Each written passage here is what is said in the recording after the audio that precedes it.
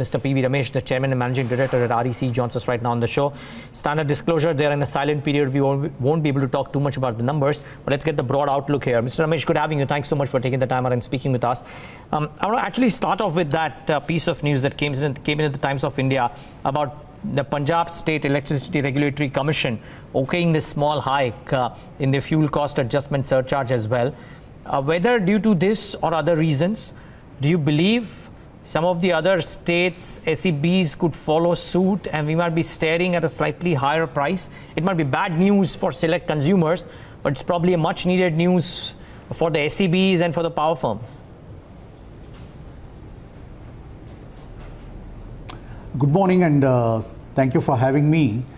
One of the important requirements of Ujjwal Discom Assurance Yojana is that every state government and every Discom must file its annual tariff propositions before the regulator, and which is very positive in the sense that the regulator then have an opportunity to look at the entire ecosystem and then make his award or his or her award. So there's a regular review by the regulator, so I wouldn't like to comment. I mean, obviously the regulator has reasons for the award that he has given in case of Punjab, and I'm sure the similar things would happen, and this is the way the market operates. Okay. Now, the reason why this becomes crucial, Mr. Ramesh, is that about 6 to 9 or 12 months ago, at least the equity markets, if not everybody, started pricing in a better and a quicker than expected recovery in the stress that existed in the power space. Somehow, for whatever reason, and the multitude of reasons which impact this space, we haven't seen that quite happening. The recent comments, if I'm to believe, from the power minister as well, seem to suggest that there will not be a quick fix to this issue. It'll be some time away. The question mark, therefore, that comes to every investor's mind is that if every time we are going to be talking about a slightly longer time frame than what was anticipated, just how long before we see some resolutions which will help the companies do better, which will fare the SEBs to do better, which will probably help companies like you as well do much better. When is that time coming? I think the conversation so far, both in the media and in the markets, has largely been centered on the few non-performing assets. And this is a small part of the story. I mean, maybe about 10% of the generation units have some level of stress. But let's look at the overall ecosystem, and I think it's appropriate to place it in the larger context of what's happening. And one of the weakest segments in the power sector had been the distribution segment. The government under Deen Dayal Upadhyaya Gram Jyoti Yojana and Saubhagya IPDS together is making an investment of 1 lakh crores over a period of, this is as a grant, just over a period of 2 years. And then this is in addition to almost another 1 lakh crores that is being taken as loans by the distribution companies. I mean, what's really happening is a massive push in areas hitherto unconnected, new consumers being brought in. Now, Saubhagya alone brings in almost 4 crore new consumers connected with the power system. I mean, this means so much more revenue to the distribution companies. Now, this is being backed up with a massive investment in strengthening the distribution system. Now, as we speak, the last village in the country is being electrified. I mean, you would have no village that does not have power almost in few days from today. So this level of efforts that are being made, and particularly in the segment that has hitherto been muted or not had the required investment, is a massive transformational change. This has not been adequately heard, and this is matched with the Uday scheme, the massive Discom revitalization scheme initiative, which is, we've only talked about the financial restructuring, but this is being accompanied with a substantial investment in the technology upgradation, operational efficiency, specific benchmarks for performance by the distribution companies. Now, take together all these different components and elements together, you really see a massive transformation in the distribution segment. And concurrently, what's happening also is the investment that's taking place in the interstate and intrastate transmission network upgradation. Now, in the past 1 year alone, about 60,000 crores of contracts have been awarded through a tariff-based competitive bidding in the interstate transmission infrastructure segment. Now, this is a massive investment again to even out, and several states are doing similar investments. So all this is part of the good story. I mean, this is exactly the way the dissonance between the demand and supply would be harmonized, and this would take a little time. And we hope this will happen as soon as possible, and perhaps happened yesterday.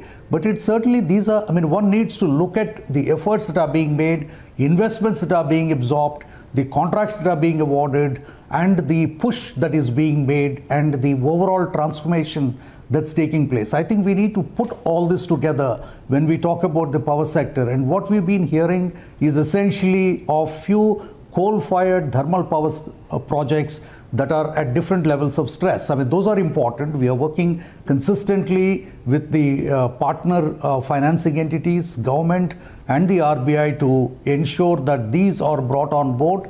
However, the important story really that needs to be told is this larger efforts that are being made. I mean, the government's Saubhagya alone, I mean, in less than 365 days to electrify 4 crore households. Sure. I think it's a massive, extraordinary effort that needs to be recognized and appreciated. Mr. Ramesh, nobody's... Yes. So, okay, I'm not debating that.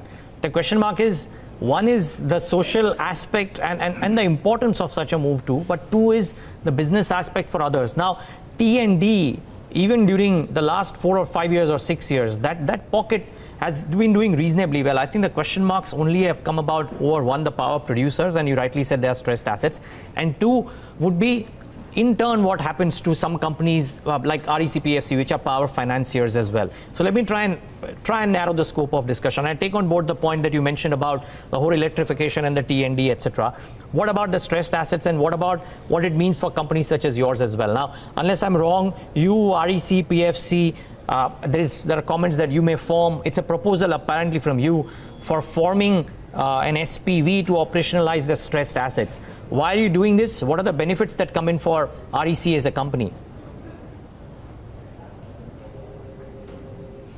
Let me place this in a perspective. Number one is 85% of our exposure, the REC's exposure, is in the with the government sector, of which about 55% of the total exposure of our loan book is in the T&D segment. So it's important what I've spoken. Second one is, this is not merely a social effort. This makes an abundant commercial sense.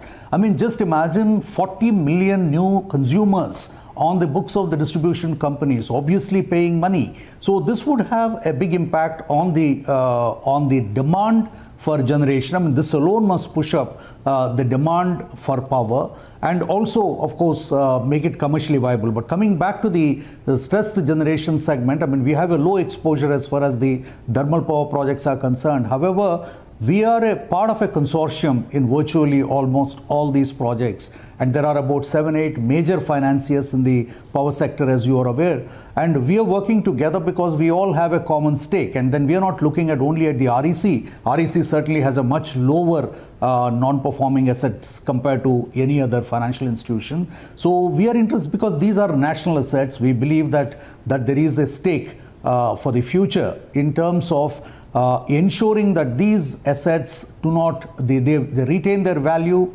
until such time the demand picks up. So several states are now coming up for power purchase, and we hope that this purchasing process would be accelerated in the coming months. And so in the intermediate period that we are working on a proposal to warehouse these, the minister has talked about it, some of these assets, retain their value, continue to perform them till such time there is a much higher market for these assets. So that's a proposal still under examination at various levels. So you would know it once it takes shape fully.